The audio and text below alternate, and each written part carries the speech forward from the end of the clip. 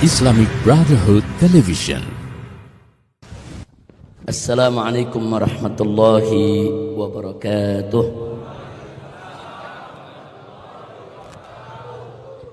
Bismillah walhamdulillah wassalatu wassalamu ala Rasulillah wa ala alihi wa sahbihi wa mawalah.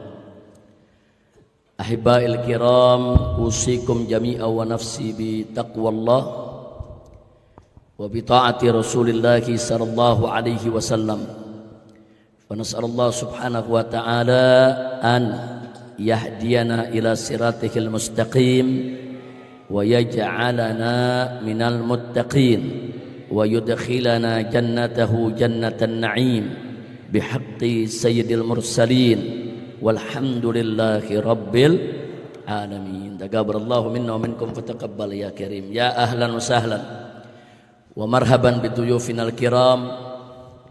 Laqad sarraftumuna wa nawartumuna wa farahtumuna. Nawartumul makan wa sarraftumul majlis wa farahtumul qulub.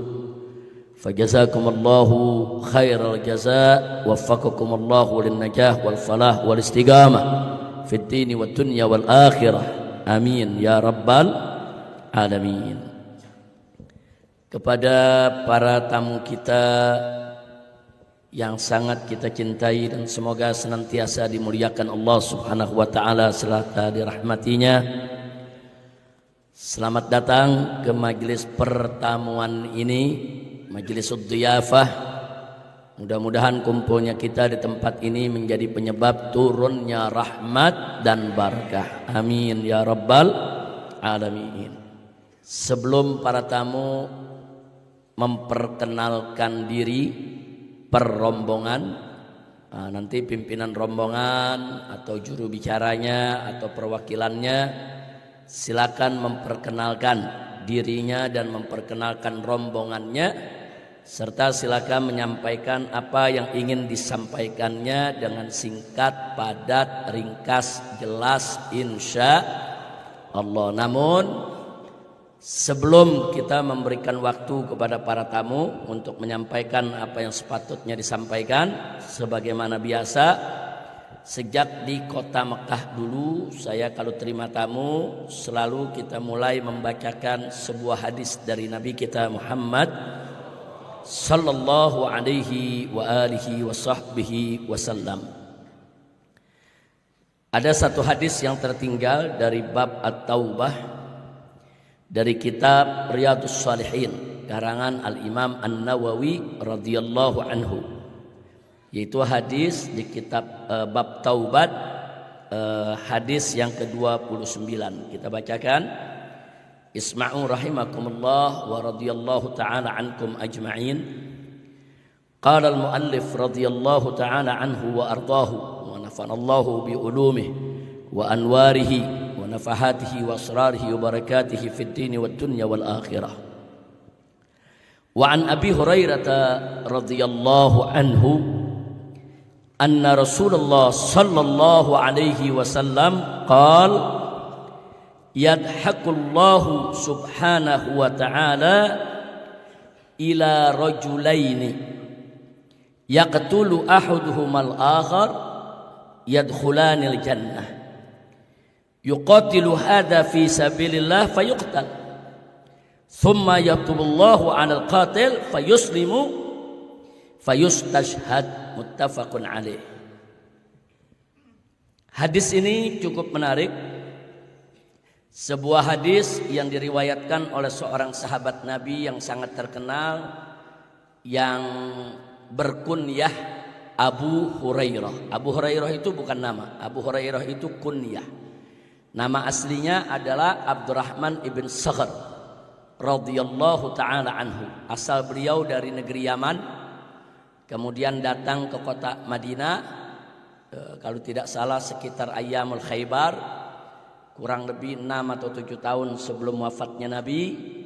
Tapi kemudian begitu masuk Islam tinggal di Madinah dan melayani Nabi sepenuhnya.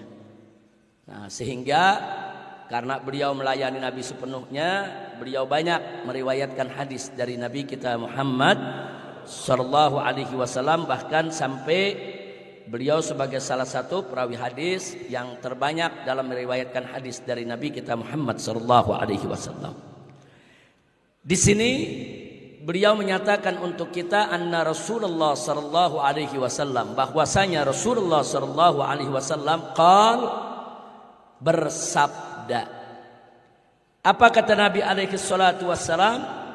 Yadhaqullahu subhanahu wa ta'ala ila rajulain. Yadhaq kalau dalam arti secara bahasa artinya tertawa. Yadhaqullah kalau diartikan secara bahasa Allah tertawa. Tapi para ulama ahlus sunnah wal jamaah tidak mengartikan seperti itu. Jadi kalau kita artikan Allah tertawa, itu berarti kita mengambil zahir. Nah, memaknai sifat Allah dengan zahir sangat berbahaya. Kenapa berbahaya? Karena bisa mengantarkan kepada tasbih dan tajsim. Bisa mengantarkan kepada tasbih. Tasbih itu menyerupakan Allah dengan makhluk. Atau tajsim. Tajsim itu artinya menjasmanikan Allah. Jadi kita anggap Allah itu punya bentuk. Nah, ini yang sangat berbahaya. Enggak boleh ada keyakinan semacam itu bagi ahlus sunnah wal jamaah. Maka itu Al-Imamul Bukhari radhiyallahu taala anhu ketika mengartikan yadhaqullah, Allah tertawa, beliau mentakwilkan yang dimaksud tertawa di sini adalah ar-rahmah. Artinya Allah merahmati, menunjukkan Allah suka dan Allah ridha. Nah, kita kalau dalam kehidupan sehari-hari nih, kalau kita tertawa, berarti kita lagi marah atau lagi senang? Senang. Tertawa itu menunjukkan senang. Tertawa itu menunjukkan benci atau suka? Suka. Nah, jadi kalau ada sifat yadhaqullah, Allah tertawa, maksudnya Allah suka, Allah senang, Allah ridha, sehingga Allah merahmati. Kira-kira jelas tidak? Ini pengertian semacam ini penting sekali ya ikhwan. Karena di dalam Al-Qur'anul Karim banyak kata yang berkaitan dengan sifat-sifat Allah yang kalau kita tafsirkan secara bahasa sangat berbahaya buat akidah. Contoh, saya berikan catatan di sini. Contoh, kalau kita lihat surat Al-A'raf ayat 51. Surat Al-A'raf ayat 51. Di situ Allah berfirman, "Falyauma nansahum." Maka hari ini, maksudnya pada hari kiamat, nansahum, kami lupakan mereka. Jadi kalau diartikan Allah berkata kami lupakan mereka, Allah enggak punya sifat lupa ya. Nah, sementara dalam ayat ini kalau diartikan secara teks harfiah, Allah sendiri yang mengatakan fal yauma nansahum, hari ini kami lupakan mereka. Jadi sepertinya ada menisbahkan sifat lupa kepada Allah, padahal Allah Maha Suci daripada sifat lupa. Kemudian kita buka lagi surat At-Taubah ayat 67. Allah menyatakan di sana nasullaha fanasiyahum. Artinya mereka merupakan Allah dan Allah juga melupakan mereka. Lagi-lagi di sini ada kata lupa. Lupa itu sifat manusia, bukan sifat Allah ya ikhwan. Nah, tapi dalam ayat ini Allah menggunakan kata Allah melupakan mereka, Allah menggunakan kata lupa. Kemudian dalam surat As-Sajdah ayat 14 Allah Subhanahu wa taala menyatakan inna nasinakum. Sesungguhnya kami pada hari ini, yaitu pada hari kiamat, nasinakum, kami lupakan kalian semua. Nah, jadi kita perhatikan sekali lagi, perhatikan semua, kemari perhatikan, ini pelajaran penting, ini pelajaran akidah, perhatikan, jangan sampai luput. Jadi dalam 3 ayat tadi Allah menyebut kata lupa untuk dirinya. Nah, Allah menyatakan kami lupakan mereka, Allah lupakan mereka, padahal sifat Allah nggak ada sifat lupa. Nah, buktinya mana? Dalam surat Maryam ayat 64. Surat Maryam ayat 64 dengan tegas Allah menyatakan, "Wa makana rabbuka nasiya. Tidak sekali-kali Tuhanmu itu lupa.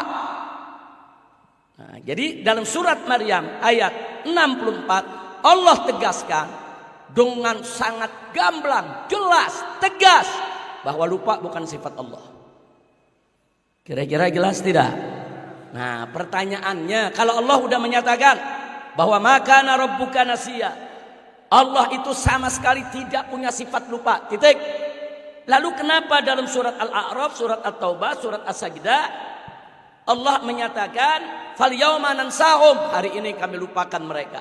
Kemudian Allah nyatakan lagi nasullaha fanasiyahum, mereka melupakan Allah, Allah juga melupakan mereka. Kemudian dalam surat As-Sajdah Allah nyatakan inna nasinakum, hari ini kami lupakan kalian. Nah, ini yang tadi saya katakan, kalau ada ayat seperti ini nggak boleh sembarangan kita tafsirkan apa